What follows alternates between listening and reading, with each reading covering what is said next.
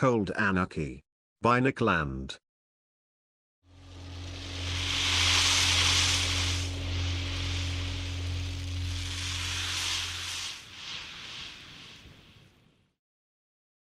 Section 00. Hot anarchy might be thought an unfortunate starting point for any political disquisition, and even the very worst possible. Anything said about hot anarchy has to over-articulate it. Hot anarchy does not merely want to mend the world. It wants to mend the world so badly that anything at all is sanctioned in this cause, or ultimate end. Extreme action is thus at least implicitly recommended, and serves as a gauge of authenticity. Zealous by definition, hot anarchy is introduced beyond a threshold of enthusiasm. Section 01. Any instantiation of hot anarchy will disappoint, because it is a pure essence, the pure essence. Its inchoate negativity only makes it purer. Here, at last, is the great washing away.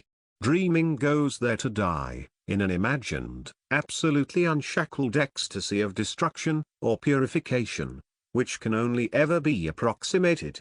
Holocaust of the real in the flame of the idea is the implicit project.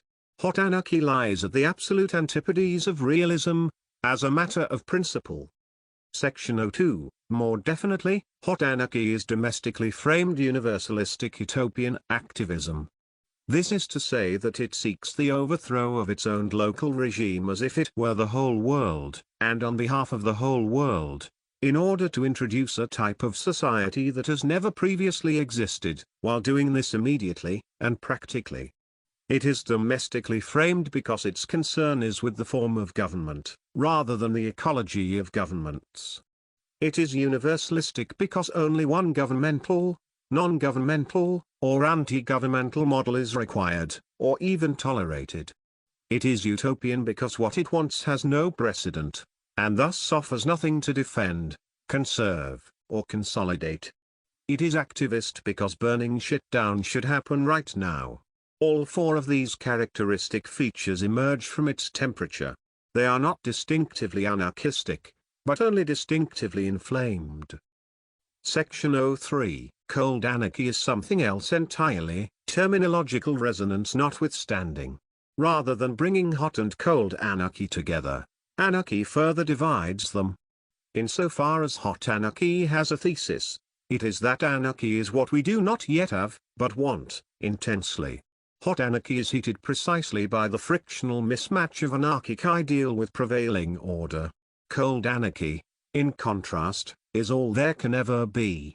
As a reflex, it recognizes anarchy behind every mask of order. Order, in other words, is understood as something anarchy can do, and nothing else. All strands of the tradition of spontaneous order are about only this. Section 04. All real liberals are cold anarchists. Their primary loyalty is to competition in itself, rather than to any competitor.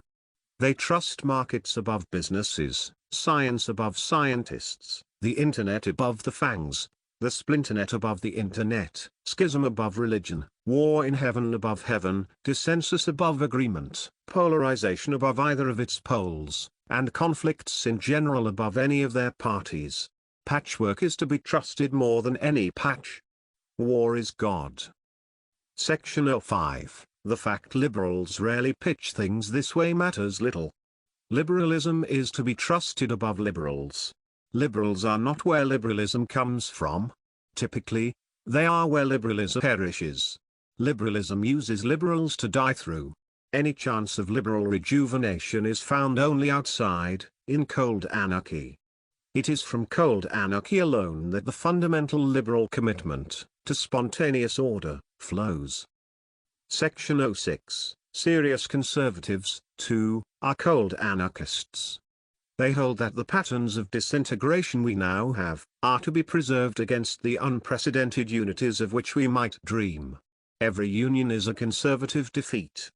There is an extraordinarily luxuriant planetary heritage of things not being one. It is in order to treasure this, with maximum practicality, that conservatism exists. Section 07. Everyone becomes a cold anarchist, as soon as they are realistic. Whatever they are realistic about is thought through cold anarchy, arising from multiplicities without transcendent order, or even convincing pseudo-transcendent order, but only immanent arrangement, intractable to coherent direction. There is nothing such populations should be, unless many. To study them is to set aside, automatically, the conjoined bias of moral inflammation and wishful thinking. Section 08. Curtis Yarvin tells us, repeatedly, that there are only three fundamental types of government: democracy, oligarchy, and monarchy. When domestic politics is adopted as our starting point, the assertion is only minimally controversial. Yet such a starting point is not mandated. It might not even be quite possible. International relations is an alternative, and ultimately all the alternatives. Section 09. The realist school of international relations theory begins with anarchy, and remains there. Its topic is powers, always in the plural, and their interactions. Sovereignty is essentially multiple. Many nations, with very different capabilities and modes of internal socio-political organization, but always with nominal autonomous agency, sovereignty, engage in multi-level interactions in pursuit of a pattern of coexistence consistent with their individual interests. If nations are theoretically generalized, replaced by nodes of whatever kind, cold anarchy always looks like this. It is framed internationally, or internodally, rather than domestically. It is tragic rather than universalistic, accepting the irreducible diversity of interests. It is historical rather than utopian, developing upon precedent, rather than inaugurating the unprecedented. Finally, it is factual rather than activist, concerned only with what is happening, and not what should be. Cold anarchy is the order of external relations. It rules whenever and wherever internodal dynamics dominate intranodal organization, ultimately always and everywhere, therefore. Section 10. Nations are the units of installed anarchy.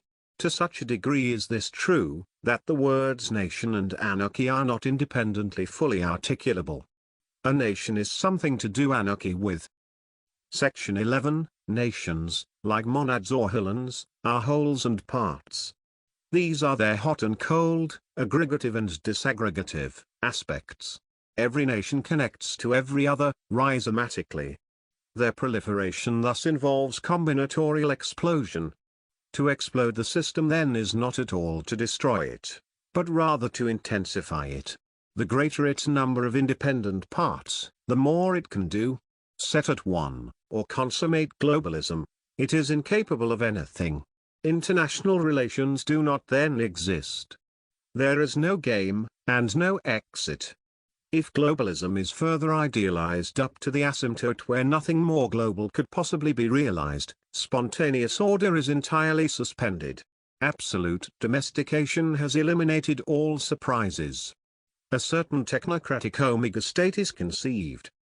Section 12. Of course, none of this is real, because there is the outside, instead. The real is disunity. If this sounds, simultaneously, like an assertion of French transcendental philosophy and of Anglophone realist international relations theory, their plane of convergence is cold anarchy. Intolerance for the illusion of unity is the coherent thread. Whether formal or informal, the target of the critique is the same. Section 13. Recognizing that global government does not exist is the whole of cold anarchy. When this recognition is implemented in detail, nothing further is needed. Complete guidance is given. Proceed always in the direction of deepened disintegration. Pass from nationalism, through micro-nationalism, to nano-nationalism. Crossing from subjective to objective register, the path leads from hundreds of nations, through thousands of nations, to millions of nations. There cannot be too many nationalities. There will never be enough. This is the entire direction. Section 14. On the horizon of cold anarchy, lies the extinction of domestic politics through international relations. The horizon is distant. It is not, as the game goes, that we are getting hot, hotter, burning hot as the anarchic destination is stumbled upon. Anarchy does not lie on the horizon at all. it sets the horizon. The end of interiority is not something awaited. Rather, it is tapped. Section 15. Consider animal intelligence. The internal functions of the animate organism are maximally automated, in order to free cognitive resources for external application. Under conditions of evolutionary reality, intelligence has intrinsic external orientation. Mind belongs outside. The extent to which it is kept inside is epistemological deficiency, and strategic impairment. An animal attending to the operation of its own organs is sick. Section 16. In this respect, Leviathan is no different from an animal. The index of its health is the absence of domestic consideration. The prince of any well-ordered state looks only outwards. He is no more attentive to the nation, or the court, than to his own digestive system, or the functioning of his liver. His entire cognitive capacity is devoted to the game of princes. Consciousness is seized exclusively by international relations. Section 17. This is to say that cold anarchy is the sole topic of sound government. Any other politics is disease. When domestic policy is discussed, it is as if Leviathan complains of aching kidneys. The sign can only be bad. Bad meaning, of course, and always, welcome to its enemies. Inwardness is manifest morbidity. Section 18. A schism might then be envisaged within neo-reaction, or even within Yavin, between domestically framed monarchism and internationally framed cold anarchism.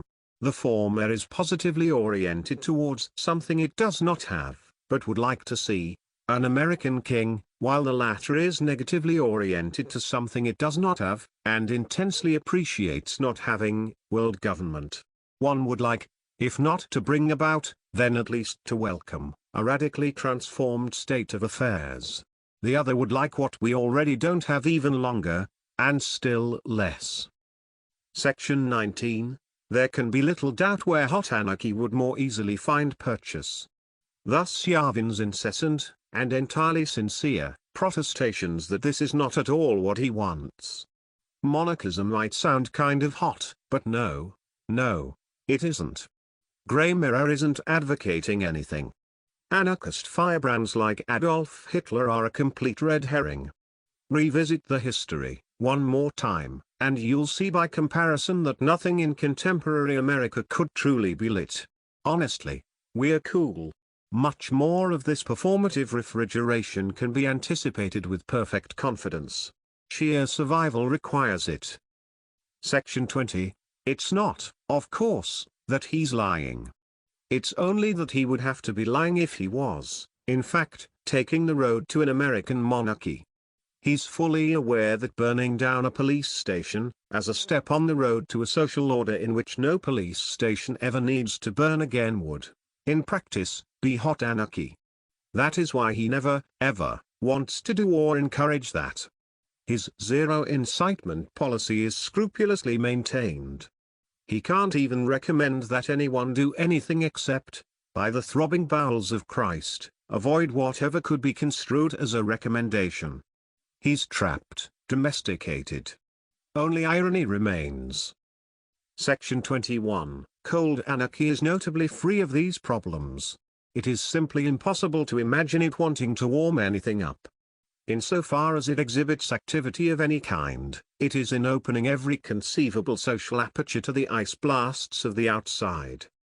Section 22. Letting the outside in might be misconstrued as a process of domestication, though it is in reality closer to the opposite. The domestic endogenization of international anarchy de-domesticates. It makes, of the inside, more a thing of the outside, governed by external relations. Section 23. To internationalize the international, is to decentralize. It is the only way to decentralize. The method is always to subtract, or root around, the superordinate, and pseudo-transcendent element in any given multiplicity, producing a flat, peer-to-peer, or international system. Entity becomes network. The outside is drawn in, between the parts of the disunified whole. Section 24. collapsing pseudo-transcendence onto real immanence makes this the work of critique. When undertaken in the course of blockchain engineering, the pseudo-transcendent term is called a trusted third party. Section 25, even if democracy, oligarchy, and monarchy exhaust the basic forms of integrated government, disintegrated government remains untouched by this typology. But disintegrated government has never been tried, goes the sarcastic meme, misleadingly in this case. Disintegrated government is the main thing modernity has tried, and is the basis of all its successes. Capitalism consists essentially of nothing else. The blockchain phase was reached in the new millennium. It will certainly not stop there. Section 26, cold anarchic sovereignty does not rest in a monarch, but in distributed hash-power plutocracy, with governments reconstituted as industrial side products. Freely civilizing agencies on cryptographic networks, capital rules automatically. With over 1 billion nations on the way, exploding exponentially, on the splinter net, no one knows you're a bot.